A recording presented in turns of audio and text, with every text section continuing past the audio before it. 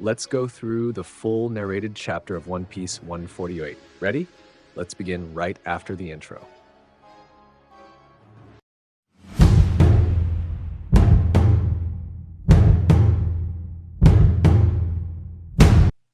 Hello everyone, welcome to the channel.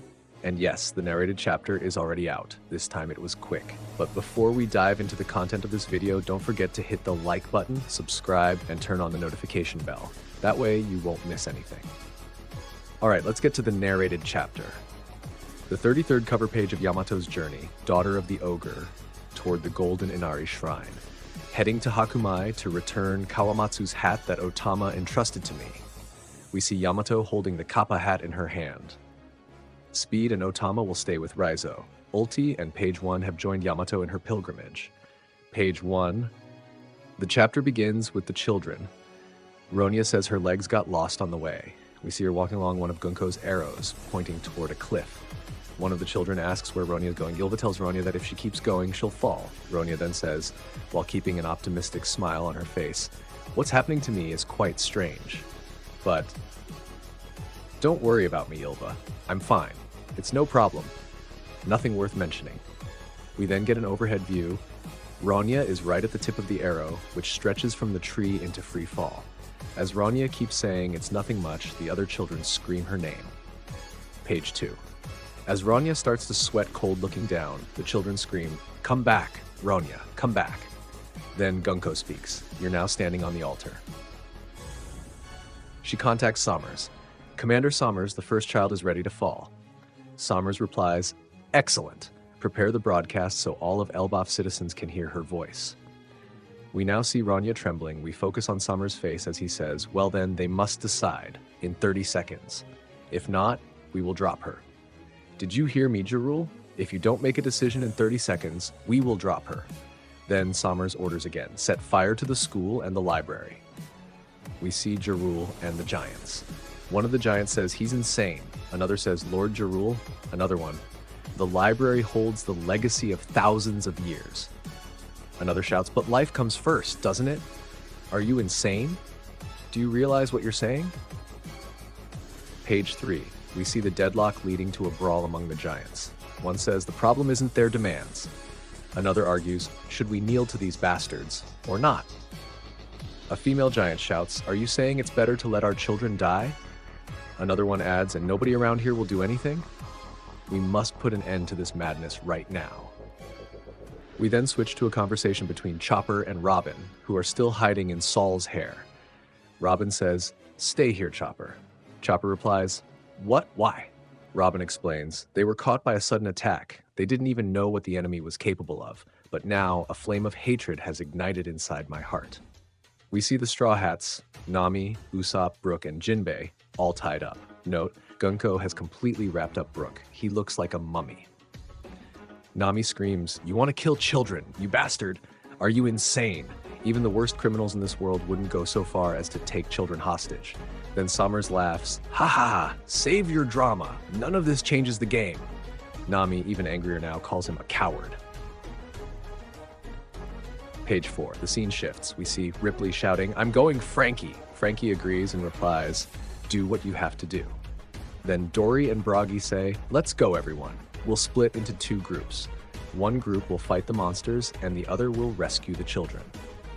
We see Great Eric again, and the giants saying, "Grab your weapons. We'll head down the trees 8th Street. Deploy the ships."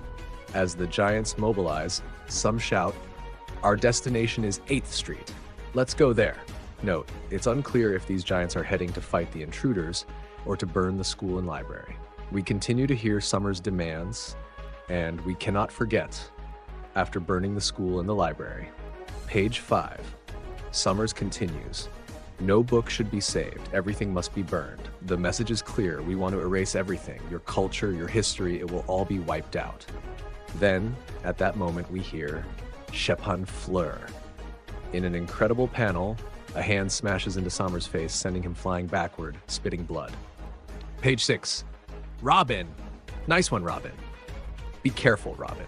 We still don't know their powers. Yes, I know that very well. We see Chopper watching the scene, still hiding in Saul's hair. Robin prepares a second move. Thousand petal flowers. We see arms forcing Sommers' neck back while others restrain his limbs. Sommers says, "It's you, Nico, Robin." Before he finishes the sentence, she uses the clutch, snapping his spine and neck. Sommers coughs up blood. Page 7. Nami, "That's it, Robin." She hit him straight on. Brooke says nothing. Gunko has bandaged even his mouth like a mummy. As Sommers lies crooked on the ground, Robin recalls Saul's warning. They are immortal, and we have no way to defeat them. As if ignoring the damage, Sommers begins to get up, realigning his bones. He says, "Can you hear me, Elbaf? There are now 20 seconds left, and we will let the first child fall." Usopp in shock. What? He's a zombie. Then something catches Sommers' attention. Huh? In the next panel, Robin throws herself on Sommers, both of them falling off the cliff. Sommers says, "What? Are you hugging me? Are you insane? Did you go crazy or fall in love?" And she hurls them both off. Page 8. In a wide shot, we see them both in free fall from the tree branch. Sommers says, "You really did it. You threw yourself into the Barzak, limbo. Do you want to die? Or go with me to the other world?" The Straw Hats watch. Usopp, "What is Robin doing?" "That's madness, throwing herself with him." While falling, Robin says, "I know for sure you didn't die and that you are the Thorn Man." Sommers replies, "You thought knocking me down would take the children out of my reach?" Then Sommers pierces Robin with several thorns coming out of his body. Page 9. In a brutal panel, we see the thorns piercing through Robin's head, but her body dissolves into flower petals. In freefall, Sommers yells, "She disappeared? She planned this perfectly." He's now falling alone, flower petals drifting in the air. And in the next panel, we see the real Robin untying the Straw Hats. Nami bursts into laughter. "Robin, that was incredible. Haha. You scared me. You know. Damn it. Not even with a knife can I cut through these bindings. So it means we need to get rid of the woman to free ourselves." Then we hear Sommers' voice again. "Only 10 seconds left." What? Page 10. In the next panel, we see Sommers holding on with a thorn rope from his body. "I want an answer, Jarul. Make them listen to the little girl, Gunko." We then see Gunko and Ronia. Gunko tells her, "Speak." Ronia says, "Jarul Sama. I." As the other children call Ronia's name, she stands at the edge of the cliff. She says, "I like school because I have lots of friends there." One of the giants, "Ronia, that's my little girl." Another, "Hurry." Jarul remains still, but visibly shaken. Page 11. We see many giants as Ronia continues speaking, right at the edge. "I love the library too, because books teach us many things about the world, and my teacher taught me." We see the giants shouting, "We'll get you out of there, Ronia!" Nami looks like she's about to cry. Ronia goes on, "My teacher taught me that we shouldn't upset others, nor do things they hate. And if there's no more school or library for me to survive, then I think that would upset everyone. So it's better that I fall. Don't worry about me, Jarul-sama." As she speaks, we see Anjay crying, and even Jarul starts to tear up. The children scream Ronia's name. Page 12. With tears fully in her eyes, Ronia says, "I've always been lucky. Everything will be fine, everyone." Then we see Sommers, smiling. 2 seconds. Now 1 second. Final double page spread. Then in the final panel, we see the library. Saul is lying on the ground. Anjay is crying. Robin has a tear in her eye. She's already bound by Sommers' thorns. He's formed a thorn staff and is ready to strike her. Sommers says, "Nico, Robin, I know everything about you." But then someone approaches with incredible speed, and in the next panel, Sommers' hand is severed. Sommers looks at his arm. "What? My arm isn't regenerating?" Gaban says. "It's been a while, huh?" Then with a shocked expression, Sommers shouts, "Scopper Gaban!" The chapter ends with Gaban slashing Sommers in the chest. Sommers spits blood, while Gaban looks furious. End of the chapter, and a break next week. That's it, folks. This was the narrated summary of One Piece Chapter 1148. And yes, the hype for Gaban is real. Now we wait 2 weeks to see how this unfolds.